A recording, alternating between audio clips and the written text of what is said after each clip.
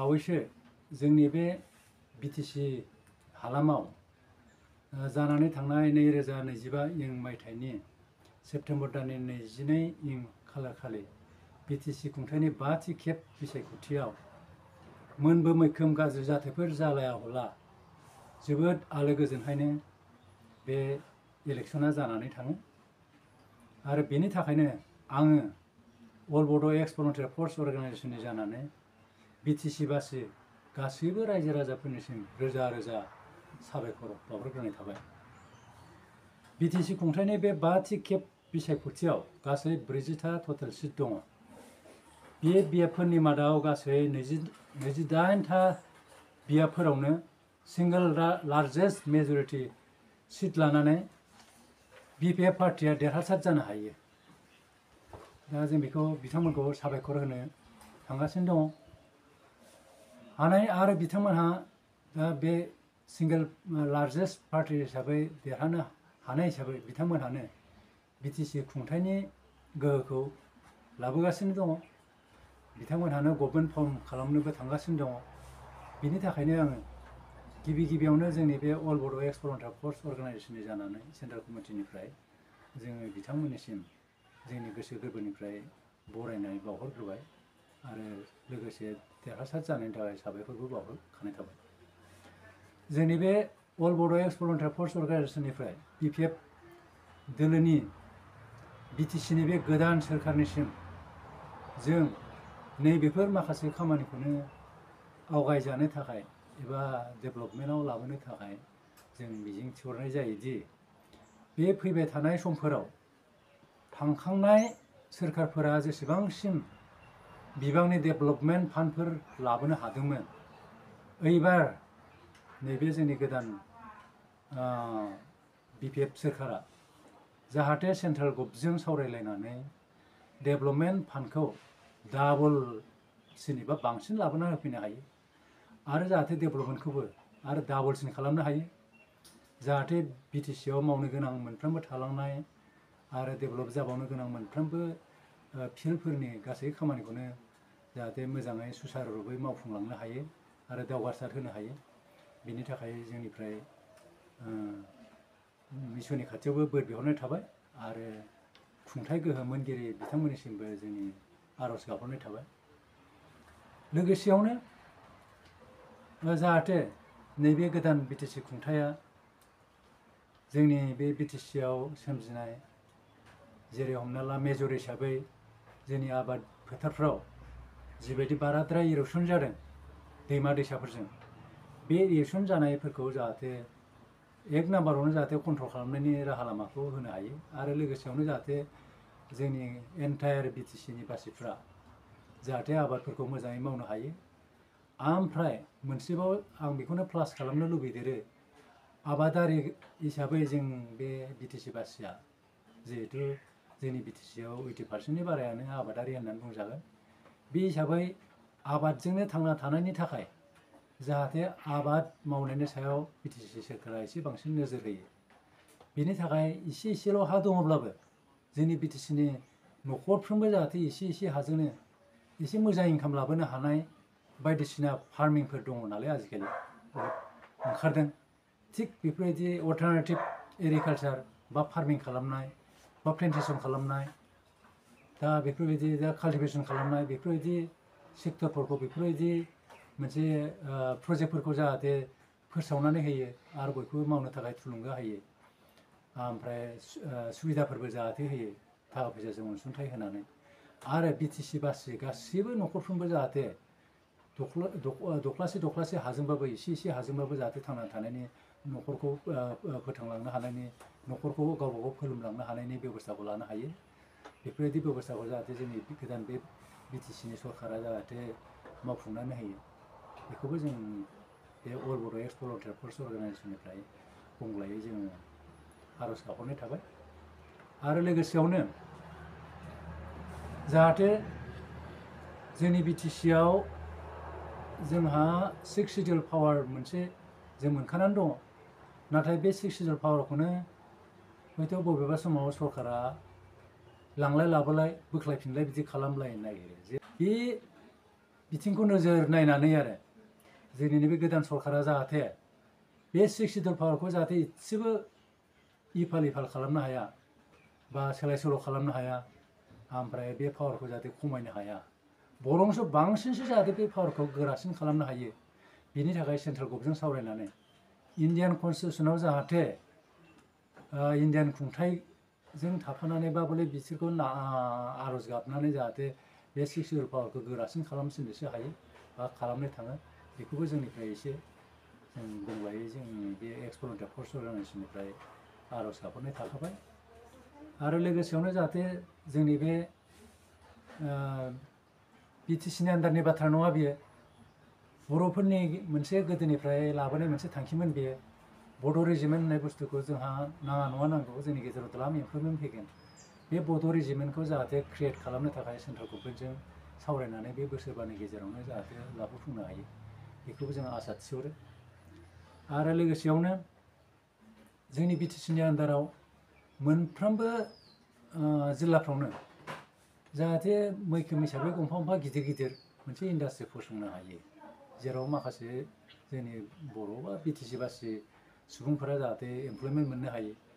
थिग बेखौ नोजोर बोनानै हयथ' गंफ्रामबो डिस्ट्रिक्टफोराव गंफा गंफा लार्ज स्केलनि फुड प्रसेसिं इन्डास्ट्रि जों फसंनो हायो नामा, बेखौबो नोजोर नायनानै खालामजायो। हयथ' गुबुन जायगायाव दस्रा डिस्ट्रिक्टफ्राव दस्राबो इन्डास्ट्रिफोर फसंनो हागोन, जेराव फुड प्रसेसिं जाथावथाव बे फुड प्रसेसिं खालामनो हागोन।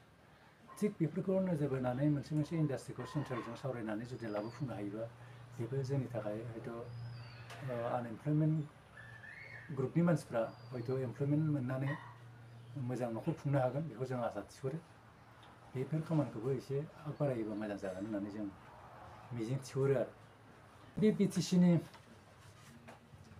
गेजेरावनो जोङो हानायमानि गंफ्रोमबो डिस्ट्रिक्टआवनो हायोब्ला गंफा गंफा स्किल डेभेलपमेन्ट मोजां मोनसे इनस्टिटिउसन दाफुंनो हायोबा, बेयावबो जोंनि बे बिटिसि बासिफ्रानो बेयाव सोलोंनानै स्किल वार्कार जानानै हयथ' कम्पानि बायदिसिना गोबांथा इन्डास्ट्रिफ्रावनो जों थाब एमप्लयमेन्ट लानो हानायनि मोनसे बेबस्था फैगोन। हयथ' आलाय सिलाय जानानै थानाय नङा बिटिसि बासिफ्रा, सेंग्रा सिख्लाफ्रा। दा बिनिखायनो आंनि मथेब्ला जोंनि बे अल बड' एक्स भलुन्टियार फर्स अर्गानाइजेसननि जे लुबैनाय बायदियै जों गंफ्रामबो डिस्ट्रिक्टआवनो हयथ' स्किल डेभेलपमेन्टनि गंफा गंफा इनस्टिटिउसन लुफुंनानै होनो हायोब्ला बेबो जोबोद मोजां जायो। बेखौबो जोंनिफ्राय जों आसा थिहरो, मावफुंनो हायोबा मोजां जायो, बेखौबो नाजानाया मोजां। ओमफ्राय लोगोसेयावनो जोंनि जे ट्राइबेल पावार, बे सिडिउल ट्राइबनि जि पावार, बे सिडिउल ट्राइबनि पावारखौ जाहाथे 6 सिडिउल मोननायनि उनावनो सिफायनानै होआ, बेखौबो जाहाथे नोजोर होयो।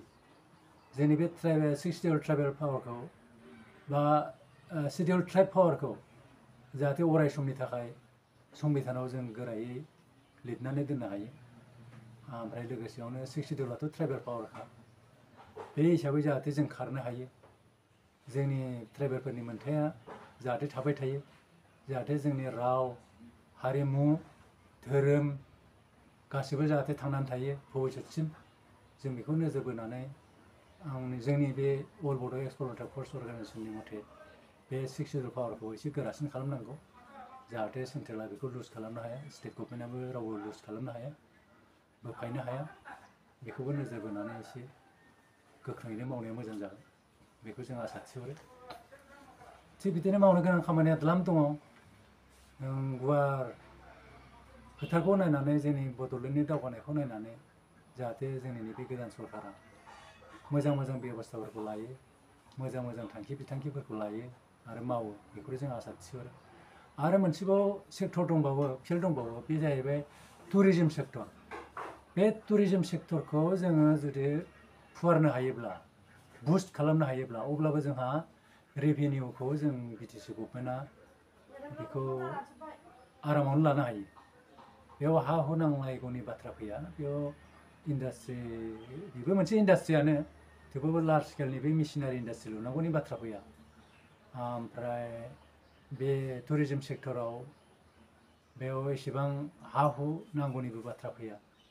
थिग बे सेक्टरखौ जुदि जों लाबोनो हायोबा जिहेतु बिटिसिआव द्लाम नायनो गोनां जायगाफोर दङ जोंनि बिटिसिनि गेजेराव दासिमबो आनएक्सप्लर होननानै बुंजायो माखासे जायगाफ्रा जायखौ बाहेरानि मानसिफ्रा हयथ' जों एडभार्टाइज खालामनो हायोबा बेखौ नायनो लुबैग्रा द्लाम थागोन आरो बेखौ मिथियोब्ला नायनो फैगोन हाबफैगोन जोंनि बिटिसिआव लोब लोब टुरिस्टफोर फैगोन बेनिफ्राय जों द्लाम रेभिनिउ आरजिनो हागोन बेखौ नोजोर बोनानै टुरिजम सेक्टरखौबो एसे मोजाङै डेभेलप खालामनो नाजायोबा जोंनि अल बड' एक्स भलुन्टियार फर्स अर्गानाइजेसननिफ्राय जों बेखौ आसा थिहरो आरो जोबथारनायाव बे नै फैबाय थानाय जोंनि बे बिटिसिनि खुंथायनि गोहोखौ मोननो हानाय बिपिएफनि जि पार्टि बिपिएफनि जि गोदान गभर्नमेन्ट बे गभर्नमेन्टआ जाहाथे बे फैबाय थानाय गभर्नमेन्टखौ बिटिसिनि जि गभर्नमेन्ट बिपिएफनि जि गभर्नमेन्ट बे गभर्नमेन्टखौ जाहाथे मोजाङै दाफुंनानै लायो सानै हयै जाहाथे गोरों गोरा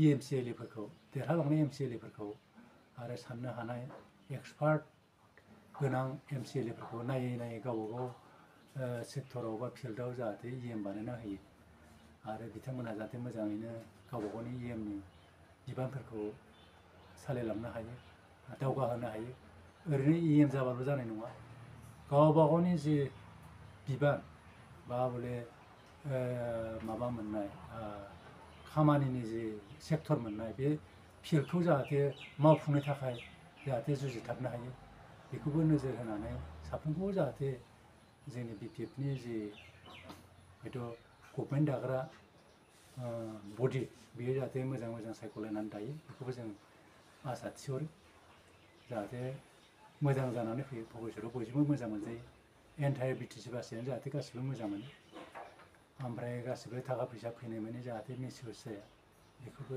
नोजोर बोनानै जाहाथे खामानिफोरखौ मावलाङो रायजो राजाजों जाहाथे भबिष्यतसिम अनजाबाय थायो आरो जोंनि बिटिसिखौ जाहाथे मोजाङाव लाबोनो हायो बेनि थाखायनो जोङो बे गोदान गभखौ जोंनि अल बड' एक्स भलुन्टियार फर्स अर्गानाइजेसननिफ्राय जोङो फोरोंहराखै जों खावलायहराखै जों बेखौ आसा मिजिं थिहरदों मावोबा मोजां जायो जों बेखौ एसे जास्ट आसि खिथानानैल' होनाय जाहैदों आरो बेफोरबायदि गोहोखौनो जाहाथे बिटिसि गभर्नमेन्टआ नै दानि फैबाय थानाय गोदान बिटिसि गभर्नमेन्टआ एबा बिपिएफ दोलोनि जि गभर्नमेन्ट बियो जाहाथे गोहो मोनो बोलो मोनो ओमफ्राय गियान मोनो बेनि थाखाय जाहाथे इसोरा बिथांमोननो बोर होयो बोर सारस्रियो बेखौ जों इसोरनिसिम जों आर'ज गाबहरबाय जोंनि अल बड' एक्स भलुन्टियार फर्स अर्गानाइजेसननिफ्राय लोगोसेयावनो जाहाथे बिथांमोनहा बे सरकारखौ आलो गोजोनैनो खुनु डिस्टार्ब गैयाब्ला खुनु दिगदार जायाब्ला बे बोसोरबाखौ बिराद मोजाङै मोजां खुनु दाङाबाजि गैयाब्ला खुंफुंलांनो हायो बेखौ जों इसोरनिसिम आर'ज गाबहरबाय आरो बिथांमोनहाबो मावलांनो हाथों होननानै जोङो बे गोदान सरकारनिसिम जों हामलाय हरनाय थाहैबाय बेखिनियावनो जोंनि बे हामलायथि बे फोसावनायखौ जों फोजोबनाय जाबाय गोजोन्थों।